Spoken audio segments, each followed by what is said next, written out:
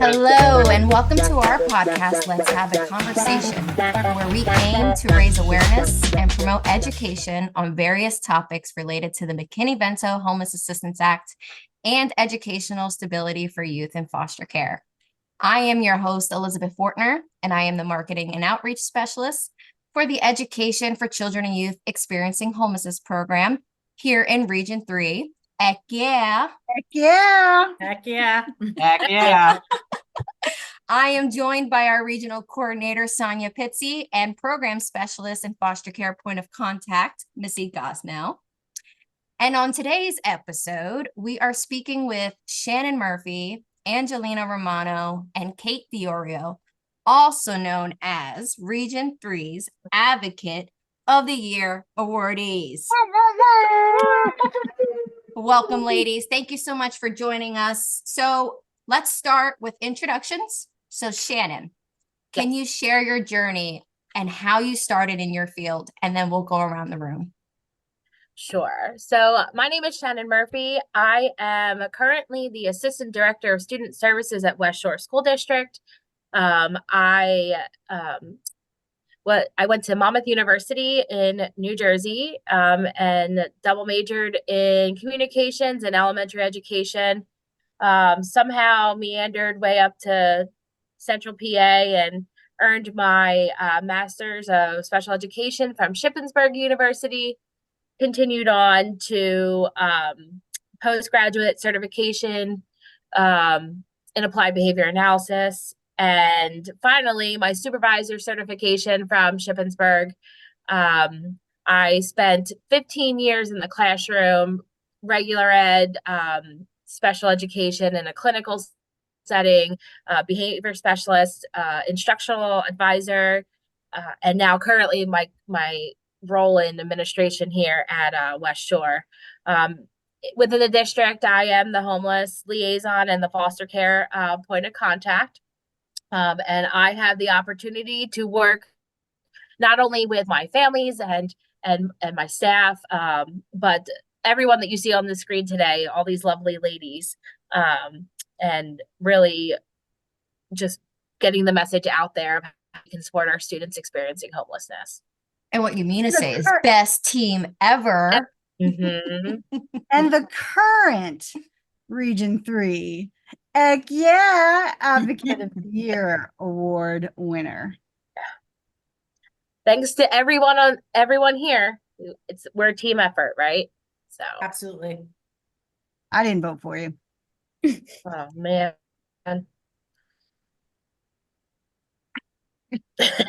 Awkward silence. Liz is like, how do I edit that out? Nah. Who's next? Kate. My name is Kate, and I am the Director of Pupil Services in the Red Lion Area School District. My journey began outside of Philadelphia in Delaware County. I worked in a school district called Southeast Delco, sandwiched right between Chester and Southwest Philly. Great experience because it was completely opposite of the way I grew up. And that's where I really learned how to teach. Even though I did go to Westchester to get my certification, I really learned how to teach there.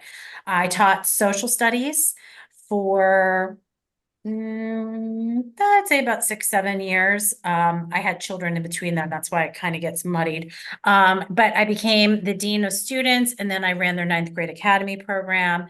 Shortly after that, I was getting my master's in ed leadership, and I got my certificate to be an administrator.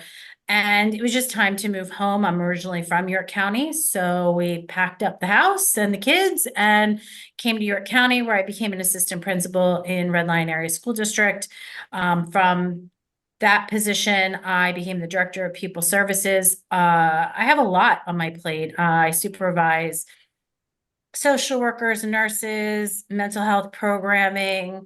I am the foster care liaison, the homeless liaison.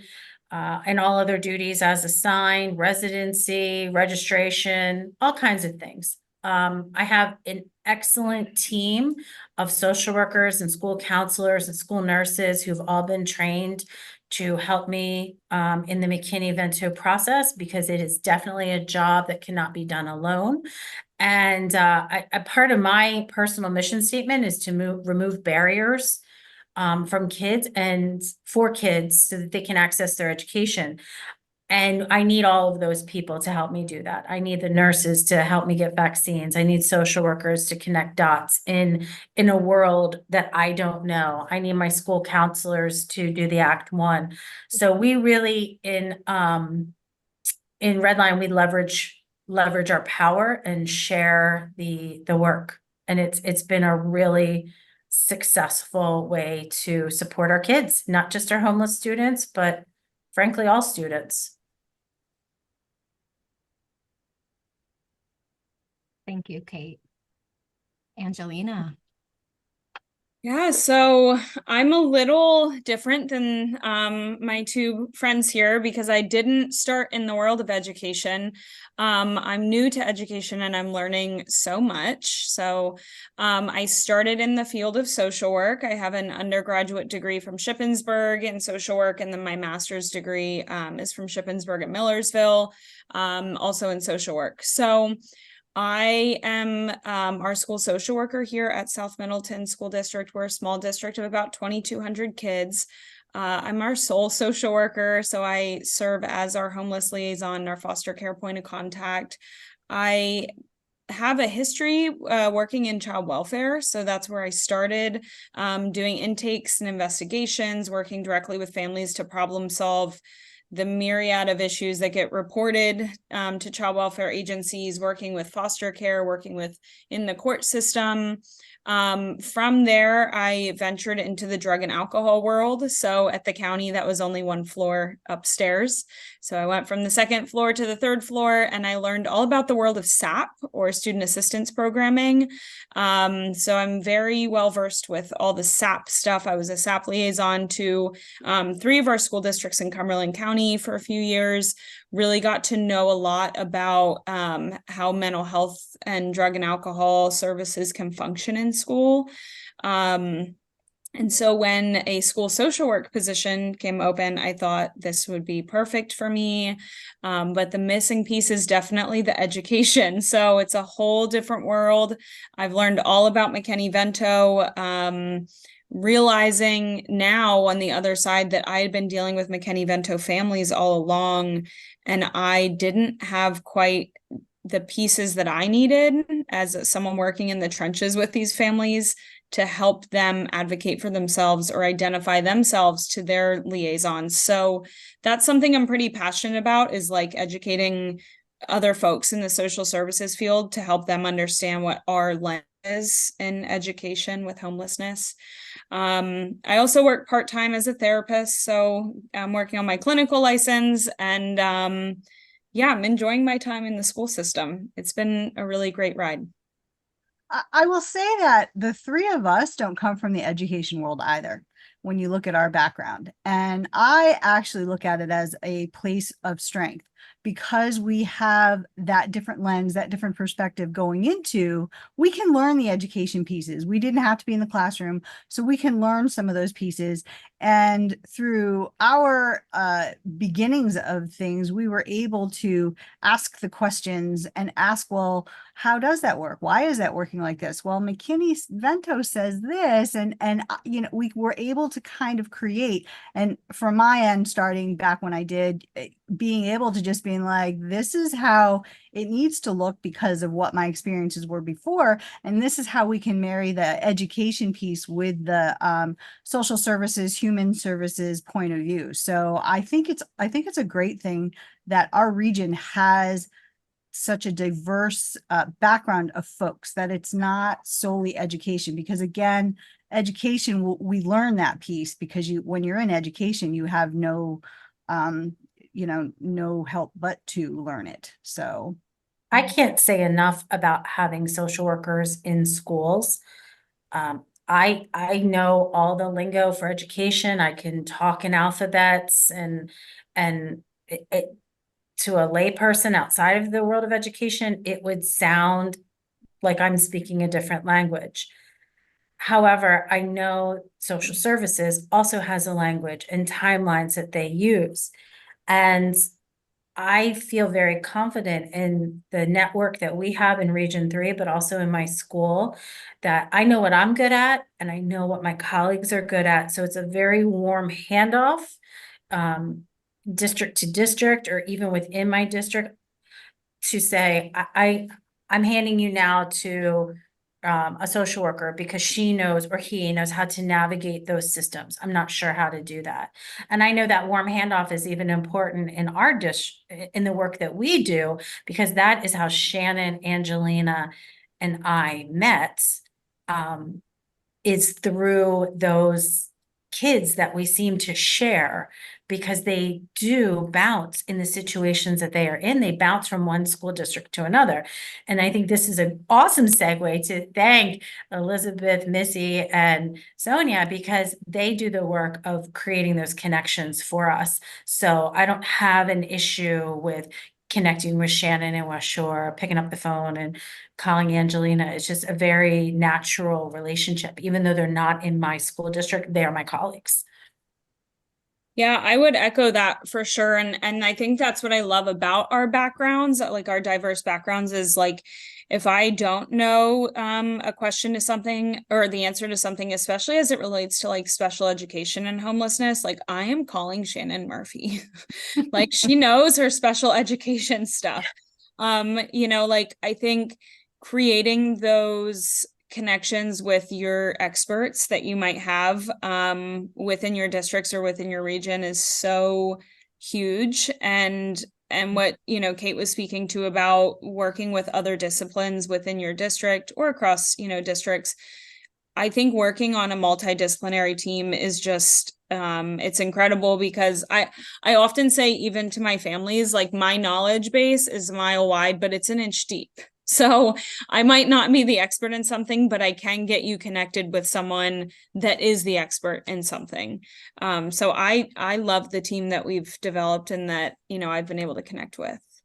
I can't tell you how many times somebody in our district has come to me and said, hey, I need help with this situation. And yeah, I may not be really sure the ins and outs of children and youth and things like that, but I can look at my phone and I'm like, but hold on. And I'm kind of known as the mayor because I feel like I've got a number for that, or I've got a contact for that. Like, let me call my people.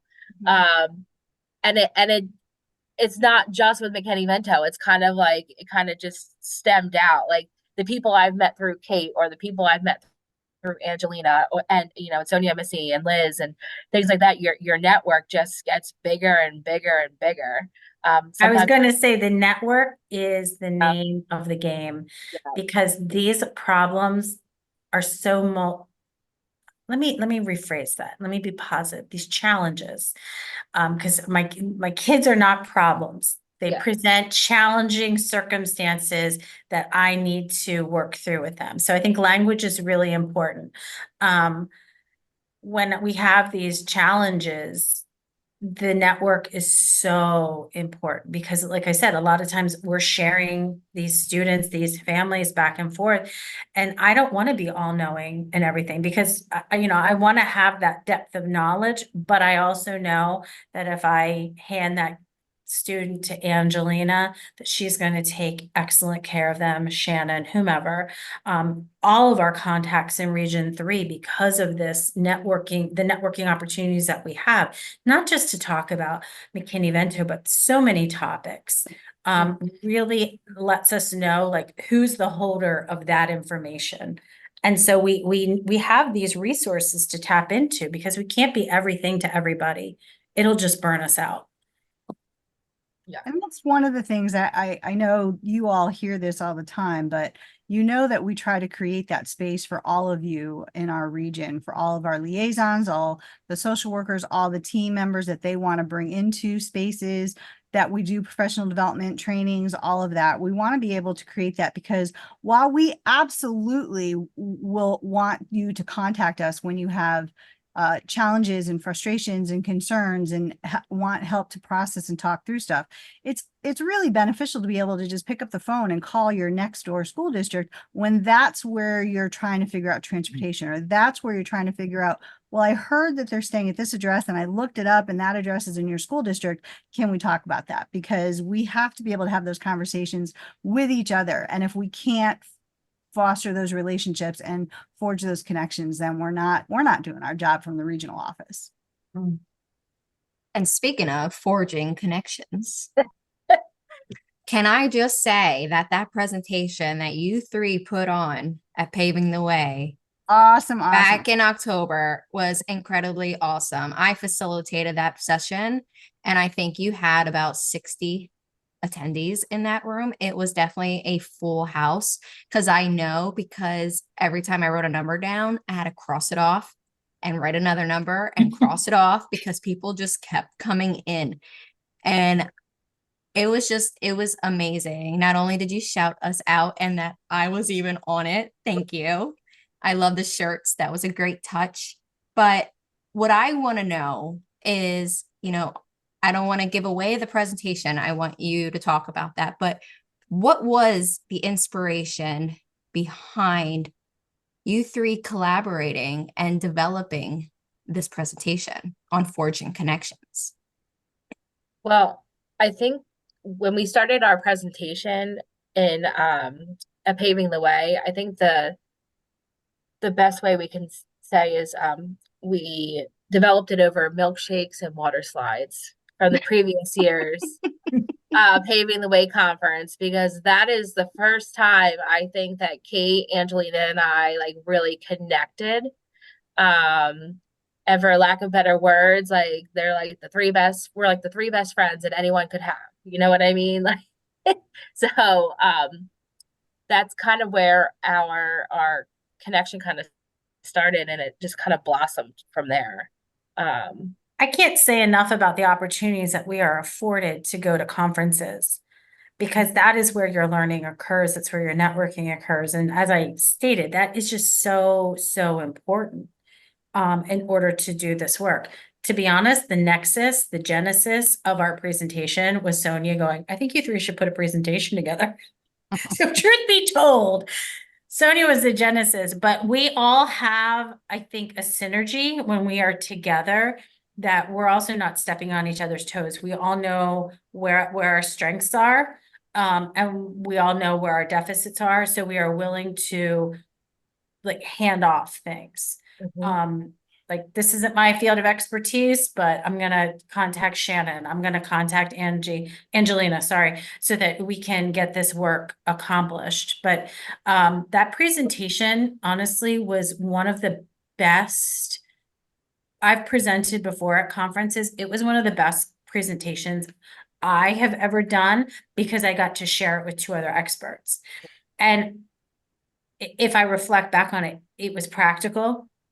It was because I one time heard that if you don't use the knowledge you were given within 72 hours after receiving it, like applying it, you're going to lose it.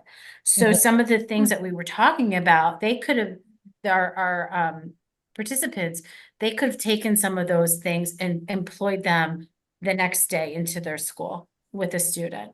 And it was just really a series of best practices, and we all have unique experiences in our school. Like, for example, I have a congregate care setting in my district, so I can speak to doing the bids and making sure that kids are getting where they need to be. Although it is not necessarily a homeless situation, those children present with needs very similar to students that are homeless. So there's like this bleed over, into just helping kids. I don't have categories that I put kids in, like, you're a homeless student, so we're going to do this for you, and you're a foster student, so we're going to, no, it's just best practices on how to care for kids that are vulnerable. And I know in West Shore and in South Middleton, they also have these experiential niches that make them experts. So we were able to provide practical advice from these various niches that people could like, literally take the information and put it into practice the next day. It wasn't so heavy on theory. It was, what are you going to do tomorrow when a kid shows up and needs X, Y, or Z?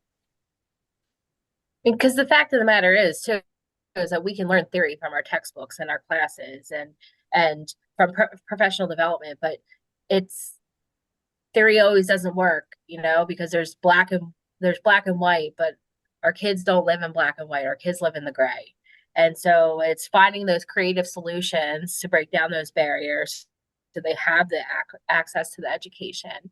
And then kind of taking that vibe, that leadership vibe of like, hey, here's how we're going to think outside the box on this one, and kind of sprinkling that around like confetti and having everybody else start to kind of think outside the box. And I think what is unique too about us is we come from rural and suburban areas. And so many times when people think about homelessness, they think about Philadelphia, Harrisburg, Pittsburgh, these metropolitan areas, because everybody, when you say the word homeless, an image pops into their mind, right? They think of, under a bridge in a box in a tent, what you see in major cities. And that is just not how homelessness presents itself. So our experiences being in rural and suburban settings adds another lens onto what housing insecurity looks like, because it's not just the housing insecurity, it's food insecurity, it's transportation insecurity, it's opportunity in general insecurity that hinder families from breaking the cycle.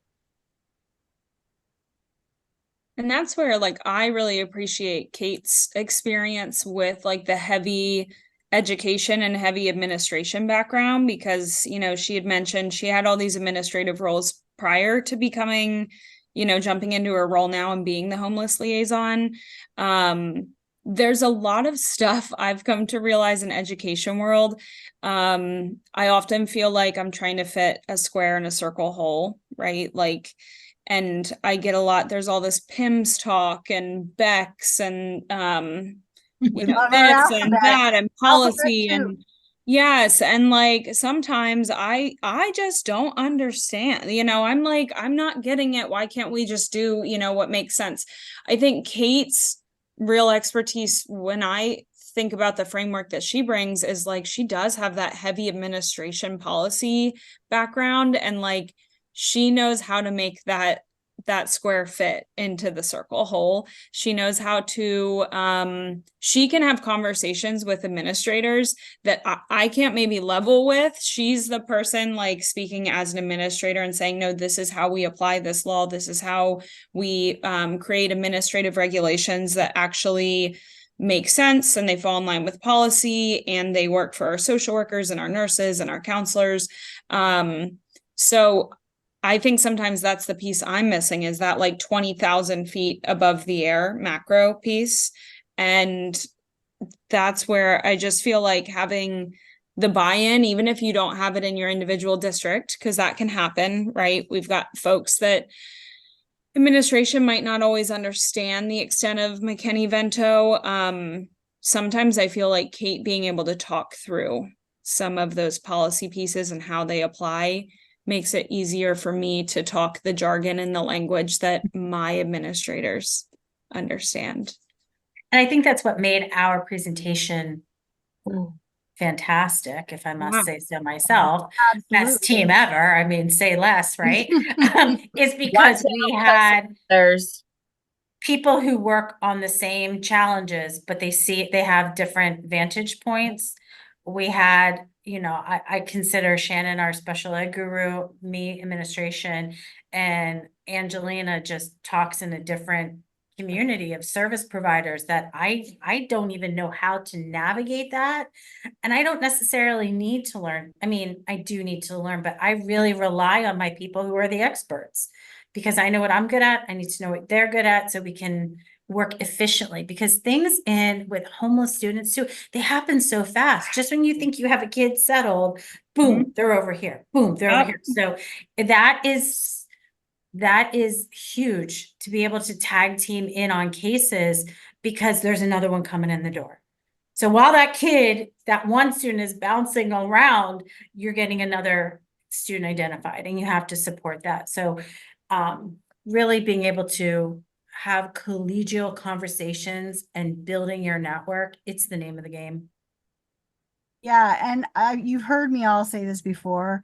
I don't really care what your title is, but I also understand that in the world of education, titles do have an impact of things. When you have director of this or superintendent, or I'm a regional coordinator, and there should be that level of leadership with those titles. But I've also said to all of folks who do not have those titles, those words in their titles, that you are still an impact in a student's life. You are still the leader and the voice for that student. And you are the person that is going to help that student navigate the realities of their situation. And we are also coming from a place where we're helping them work through crisis and trauma, right? So we can speak to trying to figure out how to help that. So we know that we can talk with Angelina, or we can talk with any of the social workers. Kate knows that she has a knowledge base that's like here, but sometimes they need a knowledge base that's up here because she doesn't have that level. And what's great about that knowledge is that, and why I said you three need to do this, there cannot be ego when we are working with students. If there is ego, then you are not helping the students. And I really felt that you three would be able to convey that from your different levels of experience in the field, from your different levels of where you came from to come into the education world, and just your knowledge base and your different experiences. So that's why I said you three need to do it. Also, I'm just kind of done. I don't need to present. I'm going to have people do the presentations, because why should I do it when I have people who are fabulous and be like, yeah, you do this. I'll help you write it, but you do it. I think And too, also, it was so cool when we were working, because I used the word synergy, and there really is, like, there was like these little sparks that were flying as we were meeting. Sometimes it was over pizza, sometimes it was over milkshakes. I mean, food was important. That's a huge, always, it's a huge motivator to get the brain stimulated. But I know, like, Angelina was talking about pardon me if I mess this up, but connecting with the farmer, and you were getting meats for your families. And, we know that when you are challenged with lack of transportation and lack of, and you're living in poverty, sometimes getting to a grocery store is prohibitive, whether you're in a urban community or a rural community. So to be able to have quality food in your home to support the nutrition of your family, that's huge. And then I think it was Shannon was telling me, like, oh yeah, can openers. I'm like, can openers? You collect can openers? And it was like, well, duh. They do these canned food drives, and then what? You need a can opener in I've been order to saying that have. for decades. Yeah. I mean, would never and it think was about just, that. or somebody will get a collection of heaters or collection of mattresses. And I know, like, for us with our families living in hotels, crammed into one room, if I know somebody who has blow up mattresses, pillows, anything like that, yes, I want that for my families. Mhm. And if they're willing to share, I'm willing to receive. So forging those connections too, to learn where your pockets of resources are, is beneficial to the families as well. And Kate, you lead me to Wait, great. Liz, wait, hold on. Missy had one. no, I was just gonna say, and also I know when we had conversations about like what could we, some trainings or some presentations, I just think of all the fabulous things that all three of you have done within your school district to truly help, the students and the families. Just thinking outside the box, not, just amazing. I mean, just amazing work. We always laugh with Angelina, so she's our little car, little Spitfire. You know, that when she came on, she was new to the whole thing, and she just took the bulls by the horn and just, ran with it, and truly made changes within her district. And the same thing with both, Shannon and Kate. You've really looked at, how can we best serve these students? We're not gonna, wow, this child only has so many credits. You know what I mean? We're not going to say, well, we're going to make them do this, this, and this. It's kind of like, let's think about what they've already done. One of the things you always talk about, Kate, since you have that home in your area, look at the experiences these girls are having, because it's, they're pregnant or they're mothers. So That's a child development credit right there. exactly. And, and how many, we just think about, I think, and there's so many people that don't think that way. You know what I mean? And it's so promising. And so, like, this is how people really need to start viewing things. We can't do things as things used to be done. You know what I mean? We're in a whole different world now. I think And when you say things like forging connections, it even is like, I feel like I'm the gatekeeper for that information for homeless youth. But you also need to train the people who work for you, because sometimes the nurses are the first people to pick up on it. Sometimes it's the guidance counselor, and I'm not everybody's person. So I need to train all the people who get this information so that they can act on it. And I think that is key, not just with forging the connections, but making people feel confident in their content, in their knowledge, so that they are empowered to make the decisions that they need to make. So I no longer have to, no longer is anyone calling me saying, hey, we have a pregnant youth here. Can we swap out, or a parent, can we swap out a child development credit? Yeah, just do it. Just do it. And so that creativity happens organically in the counseling office, and then permission is asked by from the principal to do it. But truly, it's already laid out. They're not necessarily asking for permission. They're informing the administration, this is what we're doing, because Act 1 and because the child is protected under McKinney-Vento law. So forging connections is super important, but also empowering people with knowledge so that they can do this work on their own. And just know, I mean, the three of you have the Advocate of the Year award for a reason. That is not just something where we just stick names in a thing and like, oh, we're just going to pull a piece of paper and that person's going to be nominated. We're not always the ones who nominate either, but we will fully support if we hear of the person who's being nominated that yes, they should be the Advocate of the Year award. So we do that based on, there's a level of the fact that, so my ADHD brain just is never fit into any kind of hole that people want to create. I am not a shape that has ever been existed. But people trying to jam me in those things, right? And I've always said I've never fit into a box. Never. I've always been outside of a box. I'm just this maze of possibilities. And because of that thinking, I create those relationships with people because I want you all to think about the mazes of possibilities. And you've jumped right on board with that because you think with common sense strategies, things that we think, yeah, that does make sense. So why aren't we doing that? And sometimes people get very caught up in policy and historically we've done this, traditionally we've done this, and da da da da. Okay, I understand that. I hear you, and there's validity in that. I'm telling you that a youth who's experiencing homelessness, a youth in foster care, they have different ways of doing this, and we have to shift. We have to pivot. We have to make sure that we're meeting the needs as well as following the mandates of a law. And this is how we can do it. And this is the team of people to do it. So definitely you three certainly are people that we look up to in our region, and we have a strong region. I have to say, 98% of our region, I think, is pretty good. And I have to like just jump in because one thing that keeps popping into my mind is what I appreciate about the group of people on this podcast and our region is that anytime I have come to you and said, so I have an idea, and I had a supervisor, previously who knew when I came to her and said, I have an idea, she was like, oh, here we go. Because she knew that I was going to have this idea and I was going to run with it and I was going to find a way to make it happen.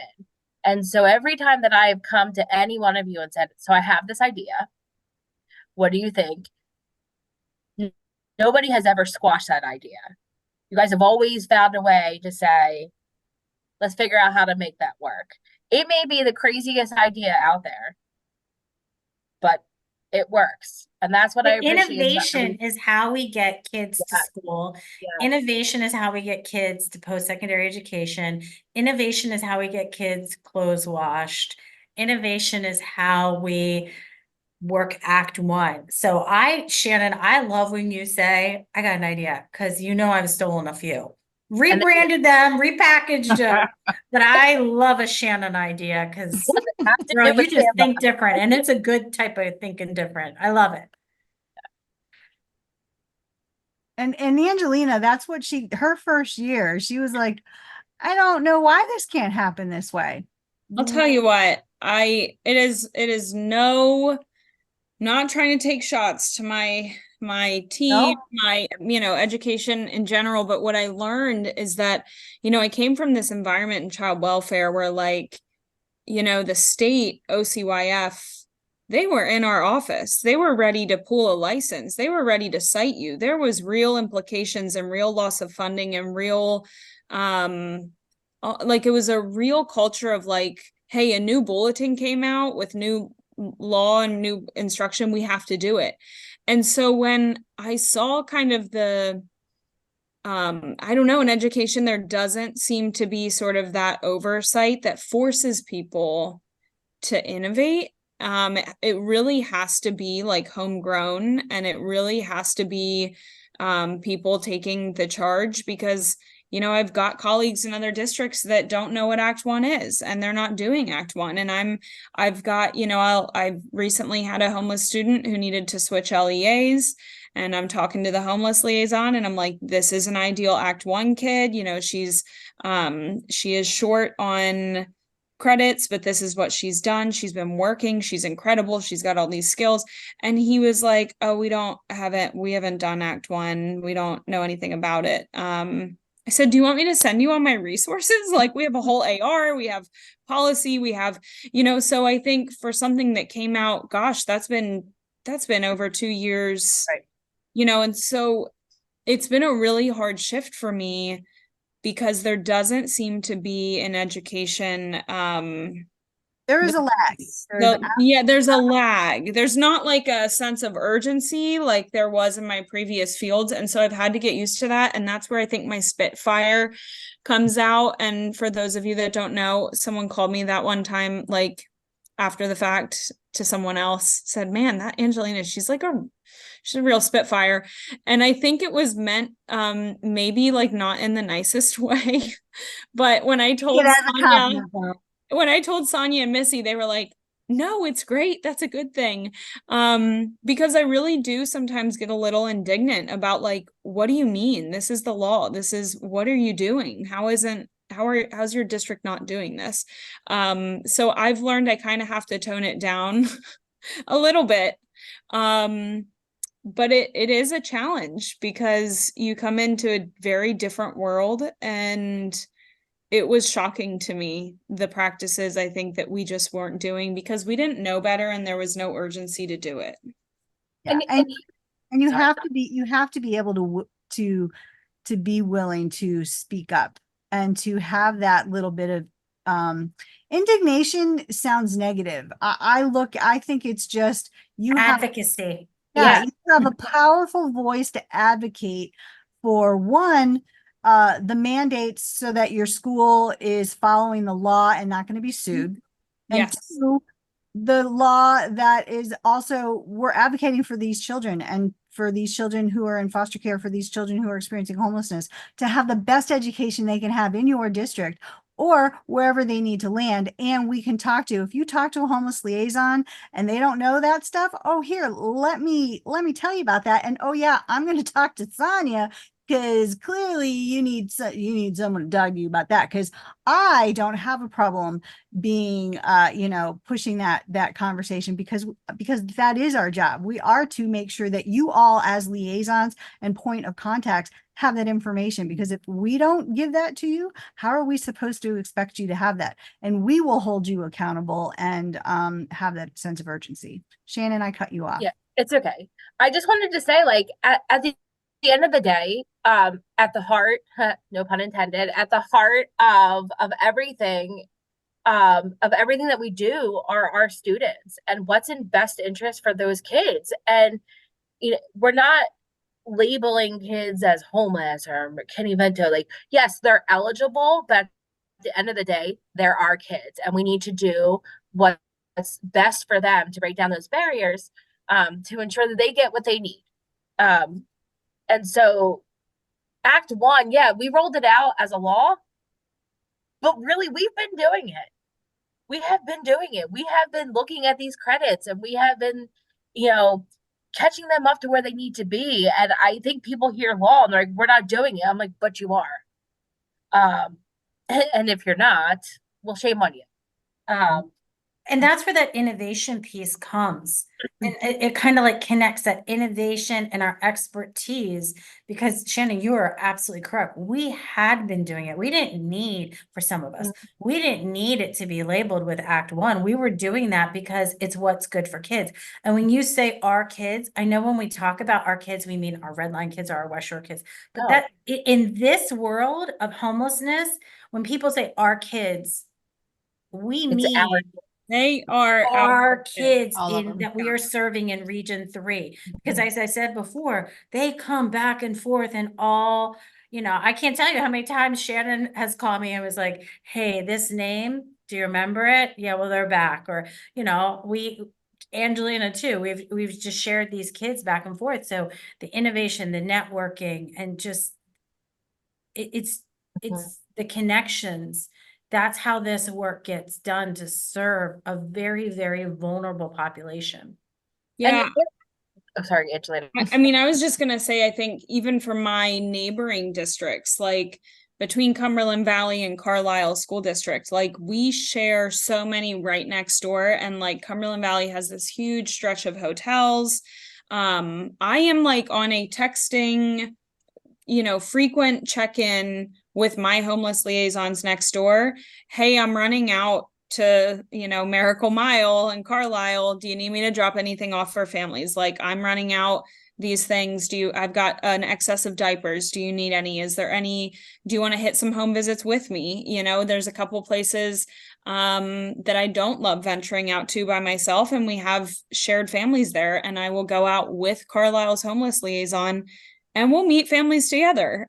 We have no hesitation in sharing resources and sharing, like, hey, I have a family that really is having a hard time navigating housing. They're missing this document. Do you have a process to secure it? Or do you have a canned letter that I can steal from, that, I can take and I can have and work for my family? So it really is, I mean, as far as the in the trenches work, it is a shared responsibility for our kids. Like, I really mean that when I say it too. Yeah, I can't underscore that enough. Like, our does not mean South Middleton kids or West Shore kids or Red Line kids. It really means the students, the families that we serve. And that relationship is so important, because many of these families are teetering, and they'll get out of a situation and then they're back in it. And so these relationships are so important, because you also have people divulging some of their most private events of their life, whether they became homeless through domestic violence or they were evicted. There's a lot of stigma and judgment that is attached to that. And I think that has been my greatest personal growth, is that I work really hard on myself to keep maintaining that internal dialogue. This is the story that they are telling me. It may not be the story, but this is what they're comfortable telling me right now. And maybe in 2 weeks, 3 weeks, 2 months, 2 years, maybe never. But hopefully I will create an environment, a relationship with this family that they will be willing to share. And again, why that is so important is as these families are bouncing around, when I say, I know you trust me, we've been together for a year now. You're now going to go to South Middleton. I'm going to hand you off to Angelina. It's like this transactional trust. Like it just, like they're automatically trusting Angelina because I put my stamp of approval on it. Or with Shannon, I'm putting my stamp of approval on Shannon. Like you're going to connect with her. Trust me. She is just me in a different place. Angelina is me in a different place. She will help you. She will guide you. That is such, you can see like relief wash over families. I had the opportunity with Sonia to go to the Capitol. And there was one person, Sonia is like a trigger for me. Like he just kept saying, I want the count. I want the number. I want the number. And I'm thinking, you don't get it, sir. We still need to maintain their dignity. That is so key in our work too, that just because you are lacking housing, you are lacking food, you are lacking resources, does not mean we need to strip you of your dignity. So no, we don't need you to wear a badge. We don't need to raise your hand.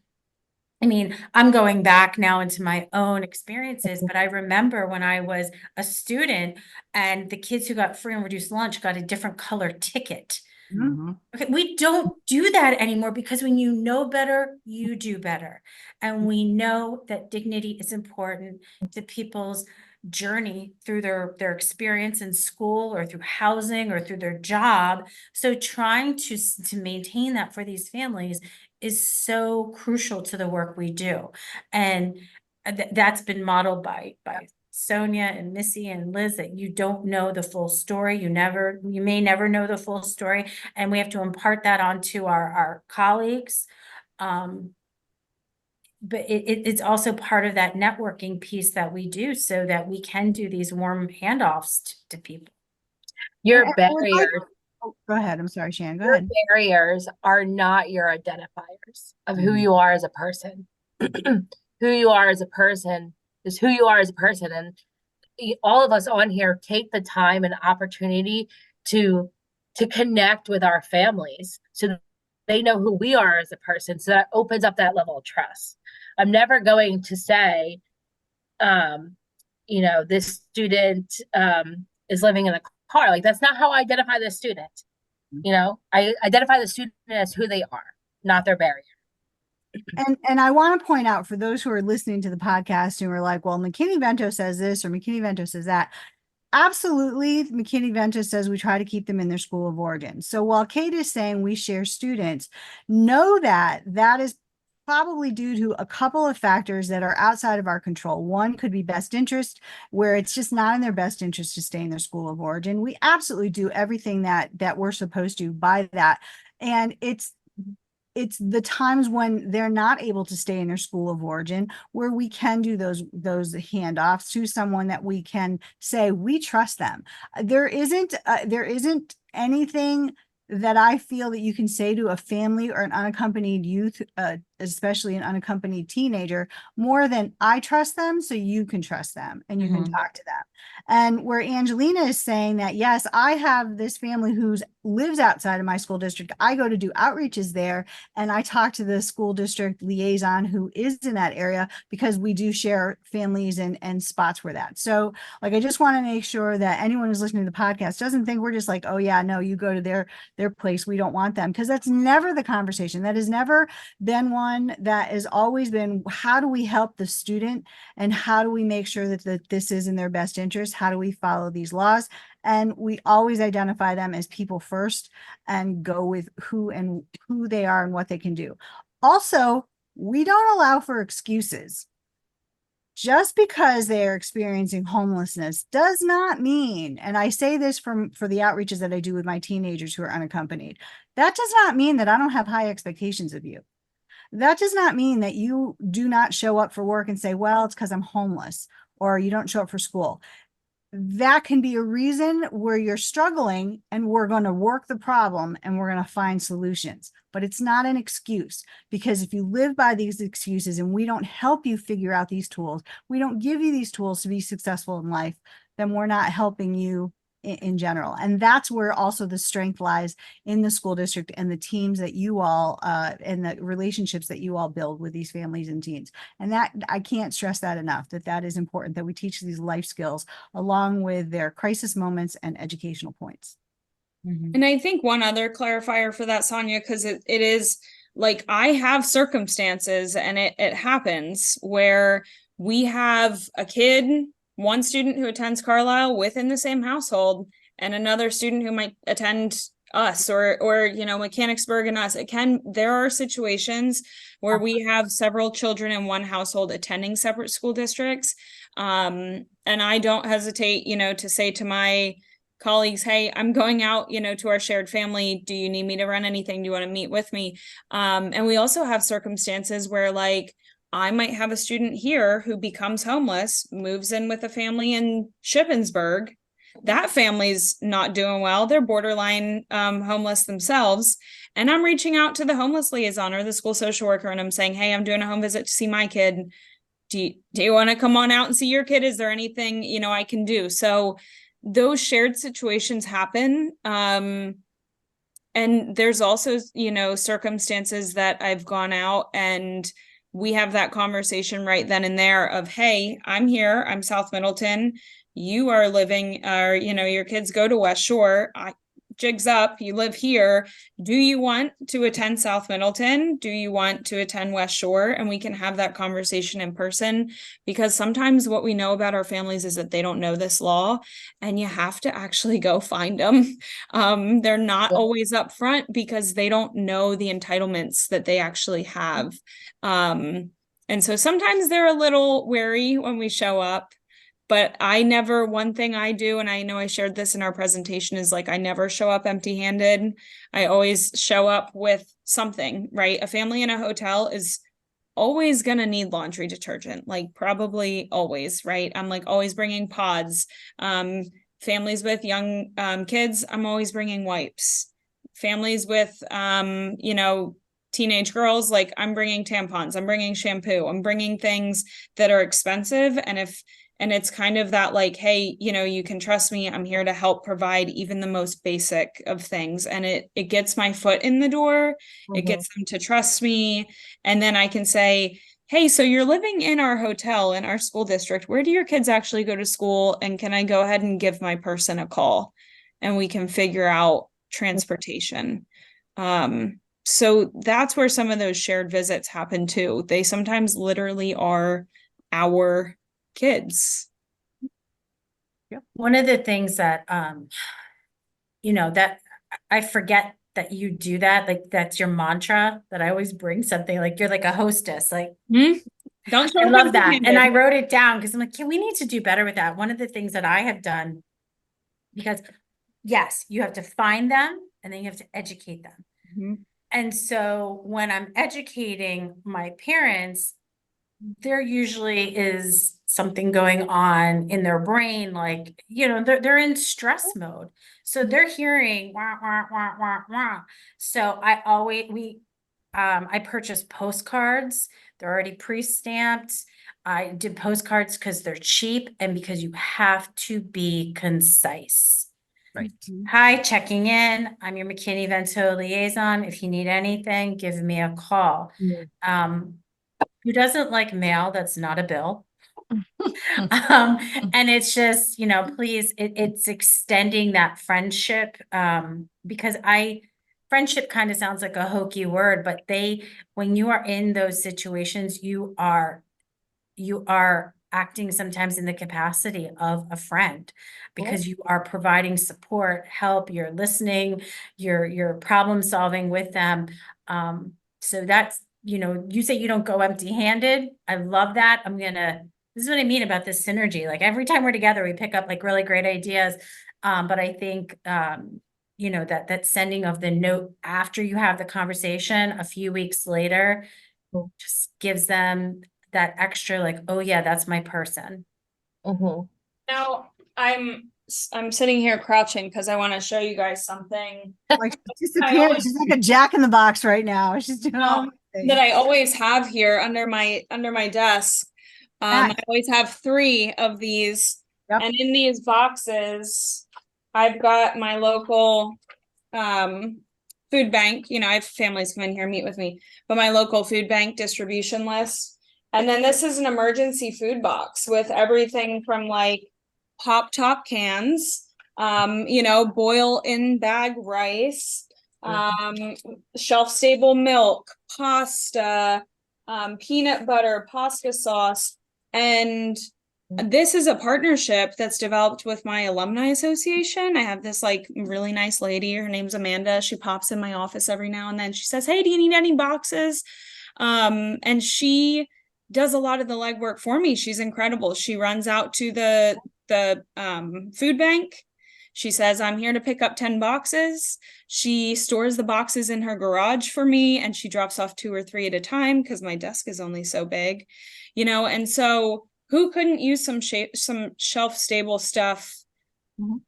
I mean, so it is such some of these partnerships, people love to help. And I think, was it Shannon or Kate, one of you talked about the animal clubs. Yeah, I always talk about the animal clubs. Yeah. You got to look at your Lions Club, your Elks Club, your Vikings, which not animals, but you know. Yes, I mean, Go to all people, those because I always say you don't know what you don't know. People Mhm. want to help, but they don't know how to help. So here, I can teach you what I think you should do to help. And that I think segues into what I think Kate has said in the past. And Kate, I want you to talk about when people call you up and say, "Hey, I want to give backpacks." Talk Mhm. about that conversation. Mhm. I was just going to segue into that. So great minds think alike. So 'tis the season. This happens twice a year. Because that's the only time that they're in need. Yeah, it's amazing.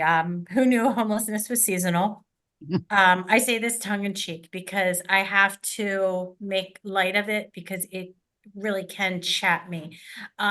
In August, you know, when Target begins to tell us that it's time to get our kids ready for school, we have well-meaning individuals and organizations in our community who are like, we would like to do a backpack thing for you, or we've collected these school supplies. Again, I appreciate the benevolence. I appreciate the esprit, the spirit of the giving, but it is not what I need.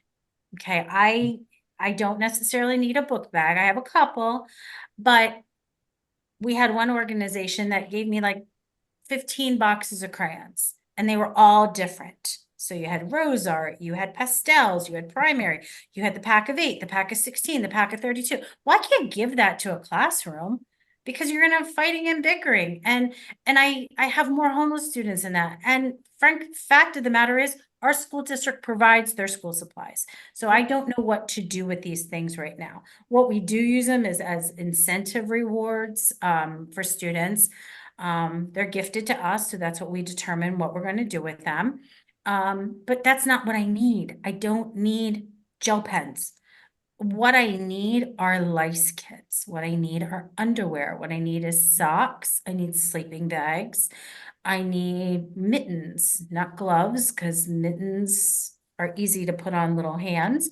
I need, goodness, I need hygiene products. I need tampons. I need shoes. So one of the things that we have, so that's the beginning of school, is having these conversations. And then because Angelina said people love to help, you kind of assign what your needs are, right? Because if they just begin collecting a whole bunch of stuff, it's not in the amounts that you might need. You know, like I got 3 pairs of shoes. Well, I need more than that. So if you assign, say the Elks Club, like, can you get me athletic sneakers for gym?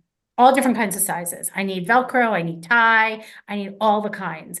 And then you can go to another organization, perhaps a church, and say, can you get me socks and underwear? That's what I need. I need socks and underwear because those are the things that aren't seen and they're expensive. But you don't see socks. So if parents have to cut corners, that's where they're going to cut. Or how about some nice pajamas?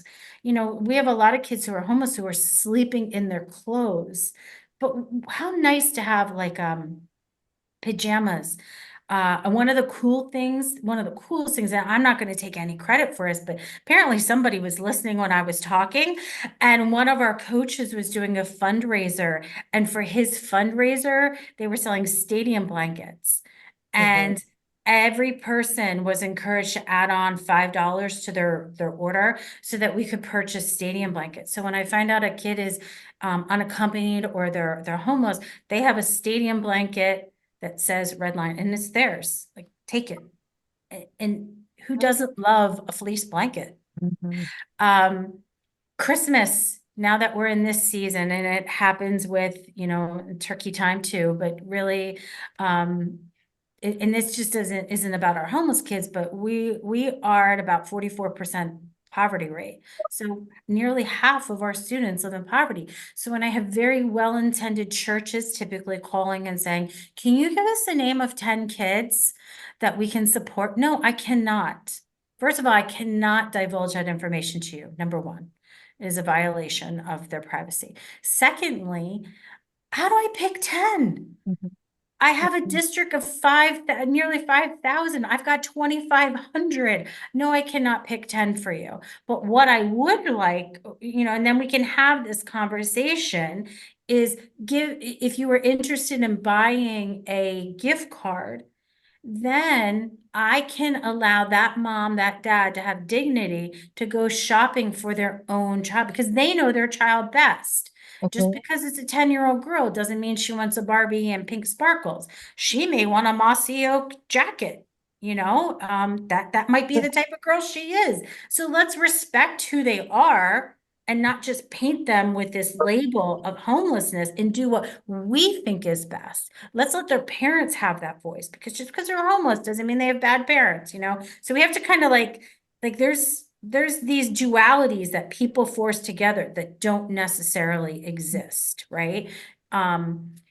So that's what we're doing at Christmas is we're asking for gift cards. And I also say, not only does it allow parents to have their dignity to decide what they want for their child, but I also have homeless and impoverished children in March.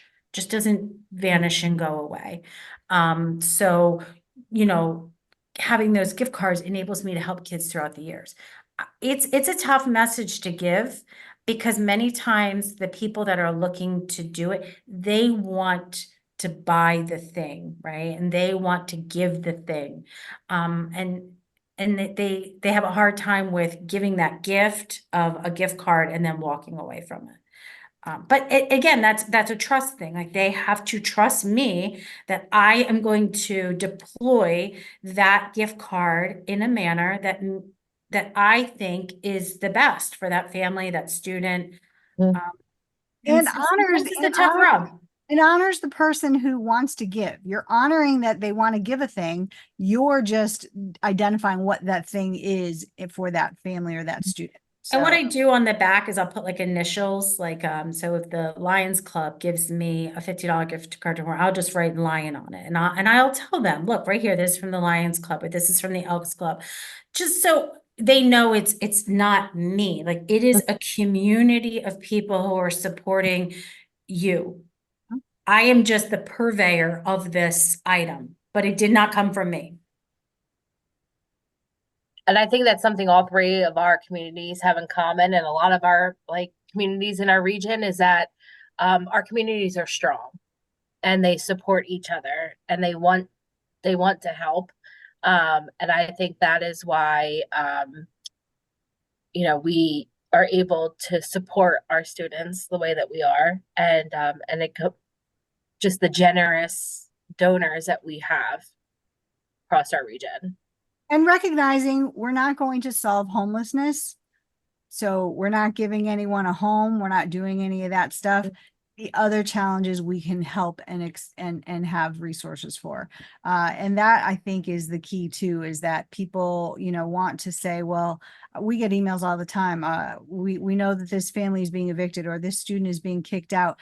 Can you give them a place to stay? I really can't. What I can do is offer what I know where kids are staying at storage units. I know where families are staying here, and that community happens. There's like an underground right now with some of our unaccompanied older teenagers, and they take care of each other, and that's okay. I'm not giving any information out. It's all what they need to do. And, we take care of as much basic things as we can, which is food and clothing and those items. Shelter, that's a harder thing. And that's the challenge that we all continue to have. And that's why we all appreciate you all so much. Absolutely. So before I wrap up, I just wanted to let you three know, because you three offer such a unique background that just works when you put all three together. And you offer also a different perspective, which is great for our kiddos. And we do appreciate the wonderful work that you do on a daily to ensure their educational stability, but also that they're provided with those resources and those connections. And that's why it's very important to forge connections and forge community ties. So I do want to say thank you so much. Your presentation was wonderful. And then just everything you're doing in the community, just keep up the great work that you are doing. We know it's not easy. It's really not. But I always say, if you can help one kid, that's just, it's huge. Absolutely. So I really appreciate you three being our guests today. This was a wonderful show. I cannot wait to get this out there for all of our listeners. But before we wrap up, is there anything else that you want to share? Any additional messages or anything you'd like to?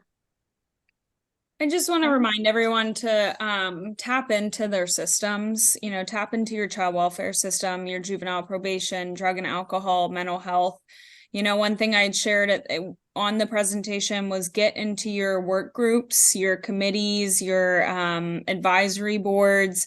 Every child welfare agency across Pennsylvania is tasked with creating work groups. There's a work group model that they have to follow, and they look for volunteers. So insert yourself into those volunteer opportunities and educate those stakeholders. That is like such a natural opportunity to be able to advocate, or to not only advocate, but to educate important stakeholders, county employees, solicitors, caseworkers. Like, you really get to be in front of people.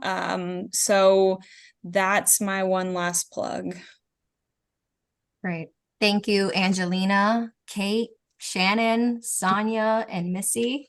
And thank you for everyone tuning in to Let's Have a Conversation podcast. And we hope you enjoyed this episode. So please join us again next month, and have a great day. Thank you. Bye. Thank